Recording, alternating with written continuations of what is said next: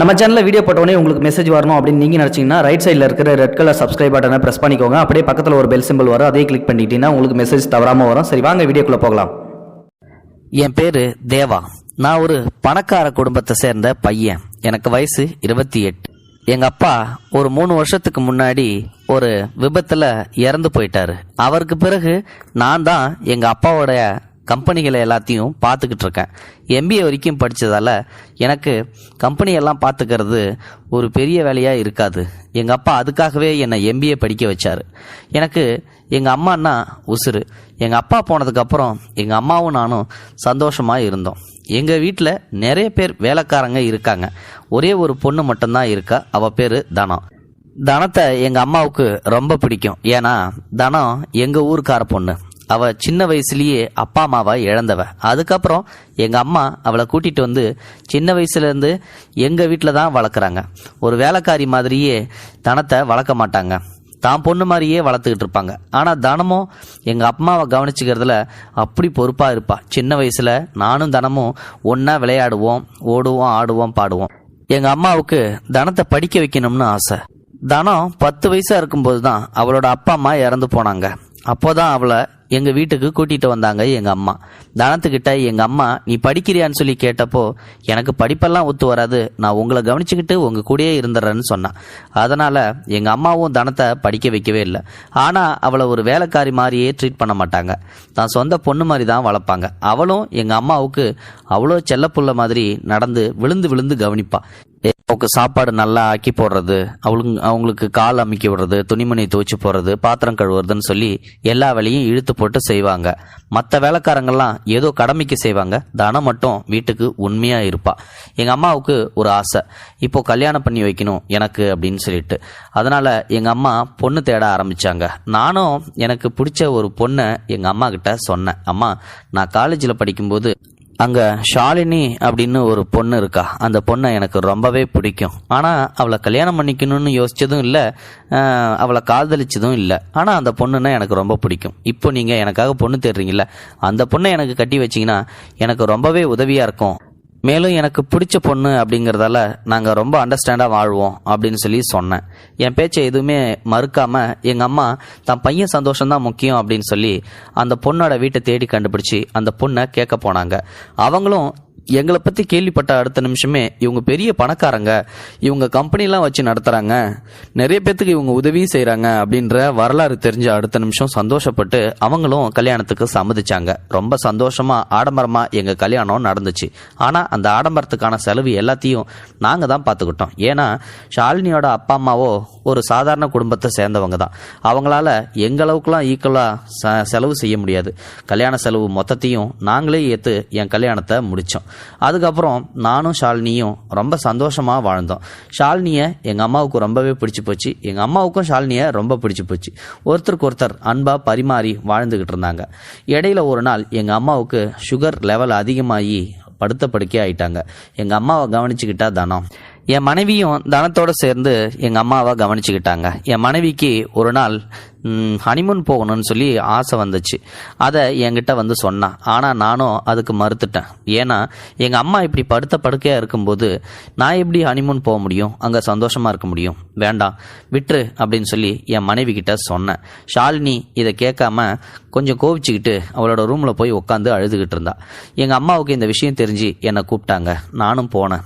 என்னம்மா, உனக்கு இப்படி உடம்பு சரியில்லாமல் இருக்கும்போது அவள் முரண்டு பிடிக்கிறா, ஹனிமூன் போகணும்னு சொல்கிறா, இதெல்லாம் என்னம்மா சாத்தியம் அப்படின்னு சொல்லி நான் எங்கள் அம்மா கிட்ட சொல்லும்போது எங்கள் அம்மா என்கிட்ட சொன்ன ஒரே வார்த்தை, உன்னோட சந்தோஷம் தான் எனக்கு முக்கியம், நானும் வாழ்ந்து முடிச்சவ, அதனால் என்ன நான் பார்த்துக்கிறேன், கூட தானே இருக்கா, அவள் பார்த்துக்குவா, நீ உன் பொண்டாட்டியோட ஹனிமூன் போயிட்டு வாப்பா, இது அம்மாவோட சந்தோஷத்துக்காகவாவது போயிட்டு வா சாமி அப்படின்னு சொல்லி எங்கள் அம்மா கேட்டுக்கிட்டாங்க. எங்கள் அம்மா சொன்னதால் என்னால் அதை மறுக்க முடியல. நானும் ஷாலினியும் நிறைய வெளிநாடுகளுக்கெல்லாம் போனோம். அங்கே சுற்றி பார்த்துட்டு ஹனிமூனையும் நல்லா என்ஜாய் பண்ணோம். அதோடு சேர்ந்து என் மனைவி ஷாலினி ஃபோனில் எப்போ பார்த்தாலும் நாங்கள் வந்த இடத்த ஃபோட்டோ பிடிச்சி ஃபேஸ்புக், இன்ஸ்டாகிராம், வாட்ஸ்அப்னு சொல்லிட்டு எங்கெங்கேயோ பதிவிடுறது, அவங்களோட ஃப்ரெண்ட்ஸுக்கு எல்லாத்தையும் அனுப்பி விடுறது, நிறைய பேர்த்துக்கிட்ட ஃபோனில் சொல்கிறது, பேசுறது, இப்படி சிரித்து சந்தோஷமாக இருந்தா. நானும் அவளும் திரும்ப வெளிநாடு போயிட்டு ஹனிமூன்லாம் முடிச்சுட்டு வீட்டுக்கு வந்ததுக்கப்புறம் நல்ல சந்தோஷமாக இருந்தோம். எங்கள் அம்மாவுக்கும் ஷாலினிக்கும் அப்படி ஒரு பிணைப்பு இருந்துச்சு. ரெண்டு பேருமே நல்லா பேசிக்கிட்டு மாமியார் மருமகள் போல இல்லாமல் பொண்ணை எப்படி நடத்துவாங்களோ அதே மாதிரி எங்கள் அம்மா என் பொண்டாட்டியே வச்சுக்கிட்டாங்க. அந்த அளவுக்கு பாசமாக பார்த்துக்கிட்டாங்க. ஆனால் துரதிர்ஷ்டம், திடீர்னு ஒரு நாள் எங்கள் அம்மாவுக்கு சர்க்கரை லெவல் அதிகமாகி உடம்புக்கு ரொம்ப முடியாமல் போயிடுச்சு. அந்த நேரம் அவங்கள ஹாஸ்பிட்டலுக்கு கூட்டிகிட்டு போகிற வழியிலே அவங்களோட உயிர் பிரிஞ்சிடுச்சு. ரொம்ப கதறி அழுதேன். வேற என்ன பண்ணுறது, தாங்க முடியாமல் அழுதேன். ஆனால் அதை விட ரொம்ப அழுவது தனம் தான். ஏன்னா சின்ன வயசுலேருந்தே தனம் அப்பா அம்மாவை இழந்ததால் எங்கள் அம்மாவை தான் அம்மாவாக நினச்சி அவங்க கூட வாழ்ந்துக்கிட்டு இருந்தா. அப்படி இருக்கும்போது தனத்தோட அம்மா போன மாதிரியே தனம் ரொம்ப அழுதுகிட்டு இருந்தா. அவள் வேலைக்காரி அப்படின்றத மறந்து 2 நாட்கள் அவள் எந்த வேலையும் செய்யாமல் சாப்பிடாம தூங்காமல் அவன் இருக்கிறத பார்த்து எனக்கே மனசு கஷ்டமாக இருந்துச்சு. நானும் என் மனைவி ஷாலினியும் போய் என் தனத்தை சமாதானப்படுத்தணும். தனம், தயவு செஞ்சு நீ சாப்பிடு, எப்பயும் போல இரு, அம்மா போயிட்டாங்க, ஆனால் நம்ம கூட தான் எப்பயுமே இருப்பாங்க, தயவு செஞ்சு நீ சாப்பிடுன்னு சொல்லி அவளுக்கு அட்வைஸ் பண்ணோம். அதுக்கப்புறம் அவளும் ஓரிரு நாட்களில் கொஞ்சம் நார்மல் ஆகிட்டா. ஆனால் திடீர்னு ஒரு நாள் நான் கம்பெனிக்கு போயிட்டு திரும்ப வந்தேன். வந்து பார்த்தப்போ வீட்டில் ஒரே ஒருத்தி மட்டும்தான் இருந்தா. அது தனம் மட்டும்தான். இது வேலையாட்கள் யாருமே இல்லை. என்னாச்சு, ஏன் ஒரே நாளில் எல்லாத்துக்கும் லீவு கொடுத்தா ஷாலினி, ஏன் அப்படின்னு சொல்லிட்டு கேட்கணுன்றதுக்காக என் மனைவி ஷாலினி கிட்ட போனேன். ஷாலினி, என்னாச்சு, ஏன் எல்லா வேலைக்காரங்களையும் காணோம், எல்லாத்துக்கும் இப்படி ஒரே நாளில் லீவு கொடுத்தா தனம் ஒரு ஆள் மட்டும் எப்படி வேலையை பாப்பா அப்படின்னு சொல்லி என் மனைவி கிட்ட கேட்டேன். அதுக்கு என் மனைவி, இல்லைங்க, இங்கே வேலை செய்கிற ஆளெல்லாம் ஆம்பளை ஆள், இவ்வளோ பொண்ணு ஒரே ஒருத்தி மட்டும்தான் இருக்கா, எல்லாத்தையும் எல்லா நேரத்துலையும் நம்ப முடியாதுல்ல, திடீர்னு அவங்களுக்கு ஏதாவது விபரீதமான நடந்துச்சுன்னா என்ன பண்ணுறது, பொம்பளை பிள்ளையெல்லாம் தனியாக இப்படி 10 பேர் இருக்கிற இடத்துல வைக்கக்கூடாதுங்க, அதனால தான் எல்லா ஆம்பளை ஆட்களையும் வேலையை விட்டு தூக்கிட்டேன், இனி ஒரு 2-3 நாள் மட்டும் வெயிட் பண்ணுங்க, கண்டிப்பாக நான் பொம்பளை ஆட்களை வேலைக்கு சேர்த்துட்றேன், அது வரைக்கும் தனத்தோடு சேர்ந்து நானும் உதவி செய்கிறேன் அப்படின்னு சொல்லி ஷாலினி சொன்னான். அதை கேட்டு எனக்கு ரொம்ப சந்தோஷமாச்சு. சரி, ஷாலினி நல்லதுக்கு தான் செஞ்சுருக்கா, தனத்தோட பாதுகாப்புக்காக தான் அப்படின்னு சொல்லிட்டு நானும் என் வேலையை பார்க்க ஆரம்பிச்சிட்டேன். தனத்தோட சேர்ந்து என் மனைவி ஷாலினியும் கொஞ்சம் கூட மாட ஒத்தாசை வேலை செஞ்சுக்கிட்டு இருந்தா. ஆனால் 4-5 நாள் போச்சு, 7-8 நாள் போச்சு, எந்த வேலையாட்களையும் வேலைக்கு கொண்டு வரவே இல்லை. இது ஒரு மாதிரி எனக்கு பதட்டத்தை உண்டாக்குச்சு. ஏன் இப்படி வேலைக்கு சேர்க்காம இப்படி இருக்காருன்னு சொல்லிட்டு தெரியல. நானாக ஒர்க் ப்ரெஷரில் இதை கண்டுக்காமல் வேலைக்கு போயிட்டு இருந்தேன். அப்புறம் திடீர்னு ஒரு நாள் என் மனைவி என்கிட்ட வந்து, ஏங்க கல்யாணமான நாள்லேருந்து எங்கள் வீட்டுக்கு நான் போகவே இல்லை, ஒரு 10 நாள் மட்டும் நான் வீட்டுக்கு போயிட்டு வந்துட்டா அப்படின்னு சொல்லி என் மனைவி கேட்டான்.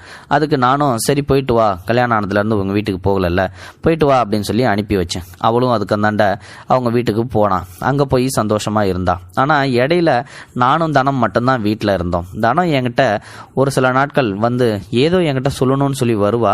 ஆனால் அதை சொல்லாமல் தயங்கி போய் திரும்ப போயிடுவா. இதை என்னன்னு சொல்லிட்டு நான் கூப்பிட்டு கேட்கலான்னு ஒரு நாள், தனம் நீ என்கிட்ட ஏதாவது சொல்லணும்னு நினைக்கிறியா, கொஞ்சம் சொல்ல, ஏதோ சொல்ல வர மாதிரி தெரியுதுன்னு சொல்லி கேட்டப்போ ஒன்றும் இல்லை அப்படின்னு சொல்லி அவளோ திரும்ப போயிடுவா. திரும்பவும் என் மனைவி 10 நாள் கழித்து என் வீட்டுக்கு வந்தா. எப்பயும் போல் சந்தோஷமாக தான் வந்தா. ஆனால் அவளோட நடவடிக்கைகள் எல்லாமே வித்தியாசமாக இருந்துச்சு. தனத்தை ஒரு வேலைக்கார மாதிரி ட்ரீட் பண்ண ஆரம்பித்தா. தனத்து கூட முன்னாடியெல்லாம் ஹெல்ப் பண்ணா, இப்போ எந்த ஹெல்ப்பும் பண்ணுறதில்ல. தனம் ஒரு ஆள் மட்டும்தான் இழுத்து போட்டு எல்லா வேலையும் செய்கிறான். அது மட்டும் இல்லை, எங்களோட பெட்ரூமில் ஷாலினியோட புடவைங்கள் நிறைய இருக்கும். அந்த புடவைங்களை துணிமணி எல்லாத்தையும் வேணும்னே களைச்சி போட்டு திரும்பவும் மடித்து வைக்க சொல்லி தனத்தை சொல்லுவா. இதே மாதிரி அவள் டெய்லியும் பண்ண ஆரம்பித்தா. நானும் இதை வேற வழி இல்லாமல் சகிச்சுக்க வேண்டியதாக போச்சு. என்ன பண்ணுறது, மனைவியாச்சு, நம்ம இதை கண்டிச்சோம்னா குடும்பத்தில் விரிசல் ஏற்படும், அப்புறம் இந்த குடும்பத்தோட மானம் போச்சுன்னா நல்லாவா இருக்கும் அப்படின்னு சொல்லி கண்டுக்காமல் இருந்தேன். ஒரு நாள் சிரிச்சுக்கிட்டே என் பக்கத்தில் வந்து, ஏங்க நான் ஒரு ட்ரஸ்ட்டு ஒன்று ஆரம்பிக்க போகிறேன், அதுவும் உங்கள் அம்மாவோட பேரில், தொண்டு நிறுவனம் உங்கள் அம்மா பேரில் இருந்தால் நம்ம குடும்பத்துக்கு மரியாதை தானே, அதனால் தயவு செஞ்சு நான் சொல்கிற இந்த ட்ரஸ்ட் நிறுவனத்தை ஆரம்பிக்கிறதுக்கு எனக்கு உதவி பண்ணுங்க அப்படின்னு சொல்லி சொன்னான். எனக்கு ரொம்ப சந்தோஷமாக இருந்துச்சு. எங்கள் அம்மா பேரில் ஒரு ட்ரஸ்ட் ஆரம்பிக்கணும்னு எனக்கே என்ன இருந்துச்சு. நான் கூட செயல்படுத்தலை, பரவாயில்ல நீ அந்த ஐடியாவை உனக்கு ஏற்பட்டிருக்கு, அதனால் நீ இது தாராளமாக செய்யி அப்படின்னு சொல்லி சொல்கிறாங்க. சரிங்க, இதுக்கு உங்கள் கையெழுத்து கொஞ்சம் வேணும் அப்படின்னு சொல்லி சில பேப்பருங்களை காட்டி கையெழுத்து வாங்கினா. நானும் அதை படித்து பார்க்கறதுக்குள்ளாவே அங்கே போடுங்க இங்கே போடுங்க அப்படின்னு சொல்லி கையெழுத்து வாங்கிக்கிட்டா. அதுக்கப்புறம் அந்த தொண்டு நிறுவன விஷயமா நான் வெளியில் போயிட்டு வரணும்னு சொல்லி வெளியில் போக ஆரம்பித்தா. நைட்டு லேட்டாக வர ஆரம்பித்தா. கேட்டால் தொண்டு நிறுவனத்துக்கு அவசரத்துக்காக நான் வெளில போயிட்டு ஆகும்போது லேட் ஆகுது, என்ன பண்ணுறது அப்படின்னு சொல்லி சொன்னான். தனமும் எங்கள் 2 பேர்த்துக்காக அடிக்கடி காத்திருப்பா. நானும் ஆஃபீஸ் வேலையை முடிச்சுட்டு வரத்துக்கு லேட் ஆகும், அதே மாதிரி அவளும் இந்த தொண்டு நிறுவனத்தை வேலை முடிக்கிறதுக்காக லேட் ஆகுது அப்படின்னு சொல்லி அவளும் லேட்டாக வருவா. எங்கள் 2 பேர்த்துக்காக தனம் காத்துக்கிட்டு இருந்து அவளும் அடிக்கடி இடையில சாப்பிட்றதே இல்லை. ஒரு நாள் தானம் வழக்கம் போல் கிச்சனில் வேலை பார்த்துக்கிட்டு இருந்தா. என் மனைவி ஷாலினி வழக்கம் போல் இந்த புடவையை எல்லாத்தையும் அடுக்கி வையின்னு சொல்லி வேணும்னே களைச்சி போட்டா. அவளும் உள்ளே வந்து மடிச்சுக்கிட்டு இருந்தா. நானும் என்னோட பெட்ரூமில் ஒரு ஓரமாக என்னோட ஆஃபீஸ் வேலைங்களில் கம்ப்யூட்டரில் பார்த்துக்கிட்டு இருந்தேன். திடீர்னு யாரோ கதவை தட்டுற சத்தம் கேட்டுச்சு. என்னடா அது, கதவு திறந்து தானே இருந்தது, இப்போ யாரோ கதவை தட்டுற மாதிரி சத்தம் கேட்குது அப்படின்னு சொல்லிட்டு கதவை திறந்து பார்த்தா என் மனைவி ஷாலினியோட அப்பா அம்மா இவங்க 3 பேரும் ரொம்ப கோபமாக பார்த்துக்கிட்டு இருந்தாங்க.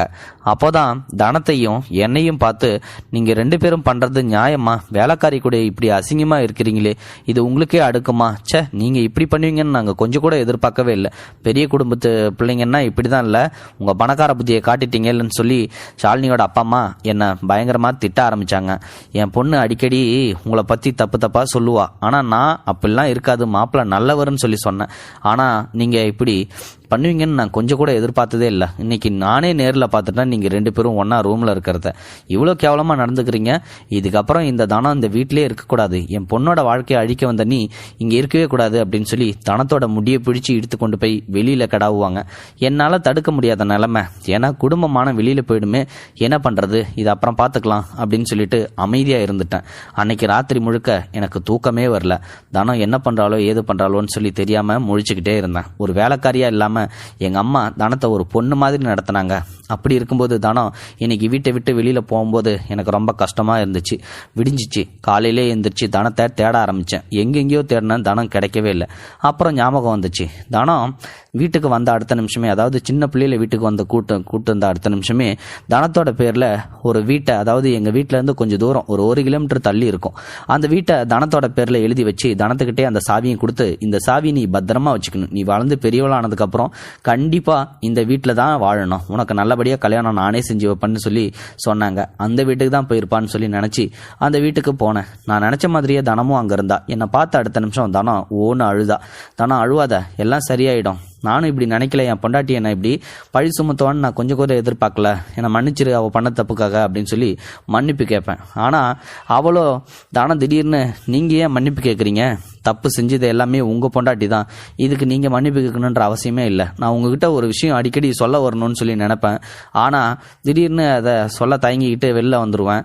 ஆனால் நீங்கள் ஒரு நாள் கூப்பிட்டு என்ன தானோ ஏதாவது விஷயம் சொல்லணுமா அப்படின்னு சொல்லி கேட்டப்போ நான் இல்லைன்னு சொன்னேன்ல, அந்த விஷயத்தை இப்போ சொல்லட்டுமா, உங்கள் மனைவிக்கு உங்கள் கல்யாணத்துக்கு முன்னாடியே வேற ஒருத்தனை லவ் பண்ணிக்கிட்டு இருந்தாங்க. ஆனால் அவங்க கூட சேர்றதுக்கு முன்னாடியே உங்கள் பணத்துக்கு ஆசைப்பட்டு உங்கள் மனைவி உங்களை கல்யாணம் பண்ணிக்கிட்டாங்க.